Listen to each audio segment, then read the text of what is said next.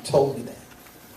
He said, you tell them to do whatever it takes. Are you ready to learn? Yes. Are you ready to act? Yes.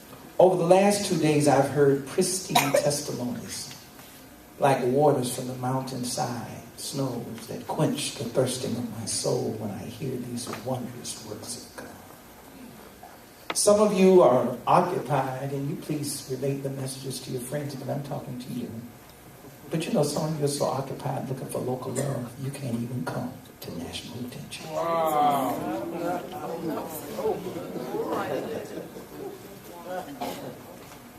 Don't let anyone do your best better than you. Because most live their lives in the habits that we form. God has been there at all times.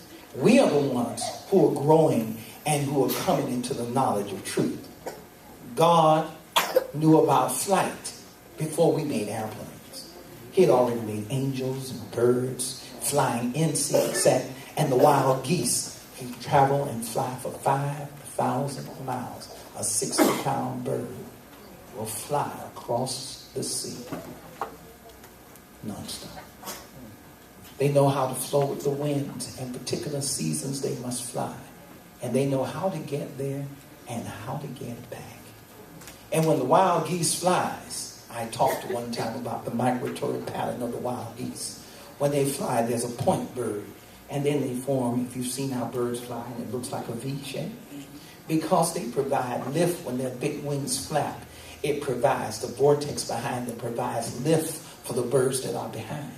So as they fly, they let the big bird, the one that's flying in the front, then after he flies for a while, he moves back and another takes point, because cutting the wind is harder when you're on the cutting edge. But a lot of us are lost in the humdrum of life. This big bird flies, and the one behind him, you hear him say, ha, ha, ha, ha. They always let the big bird know they're behind him. And they fly. And they keep this lift, and they're able to go all these thousands of miles because they learned something. If we would observe God's animals and the thing that God has done, we too can learn how to fly. Today, I came to bring about faith. I came to create faith. You need whatever it takes, as God has done. God says, do whatever it takes. Preachers preach what you need to hear, what you need to learn, what you need to put into action.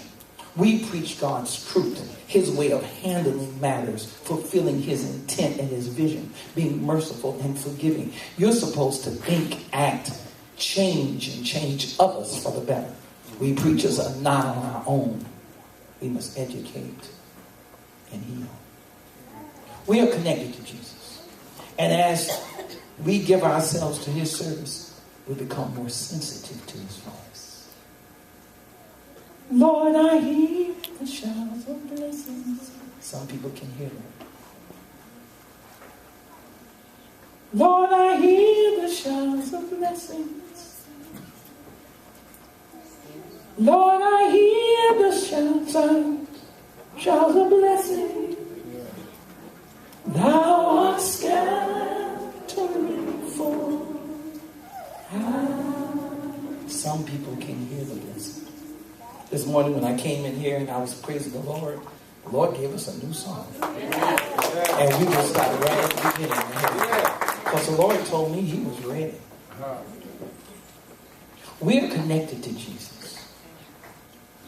And so we give our service to him. We become more sensitive to his voice. If you can't hear him, if you can't give a tithe, if you can't give your best money, if you can't give your best grain, best livestock, you're not going to hear him say, volunteer and give your life. See, most times, most people overlook the obvious blessing delivered to them personally by God. God is saying something to you and you're doing something.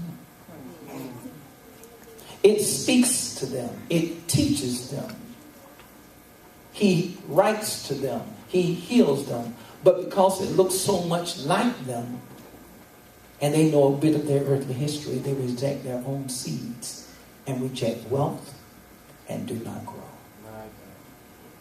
And instead, they leave it to help itself. We can do more together than any of us can do alone. Yeah. Isn't he the brother of Joseph? Don't we know his family? While you were trying to figure out whether or not you know his family to see what you could connect to, what you know. Some of us are trying to connect to what we know. Schema. We're trying to connect with what we know. But they wouldn't connect to the part of Christ they did not know. And we're trying to relate to, don't you know Paul?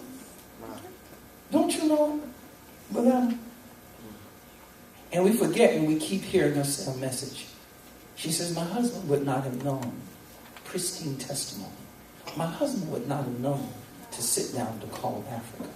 What is she saying?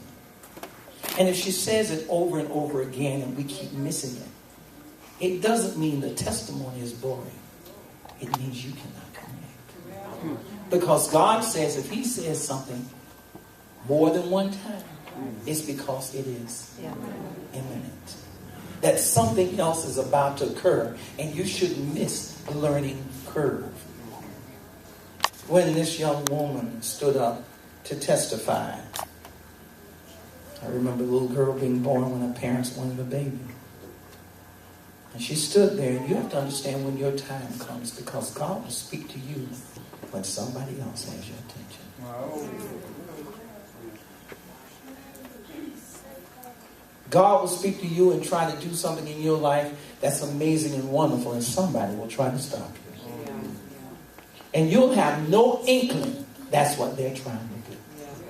And they may not have one either, because the devil will use you without your permission.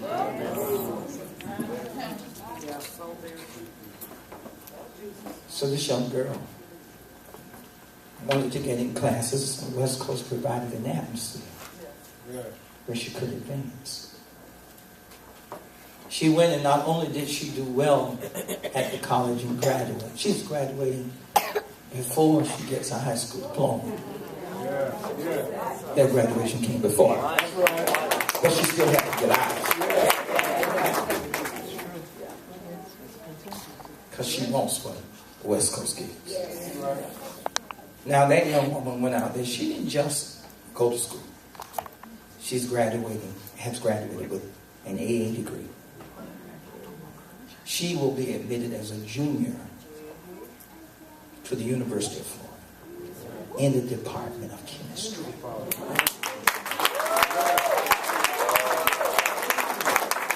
All of it. She graduates not just with honors. She didn't graduate just cum laude. She graduated magna cum laude. And they sat her in the center of the stage during the graduation. On the front row on the stage. If it's not obvious to you that you're blessed, you've been living too close to heaven.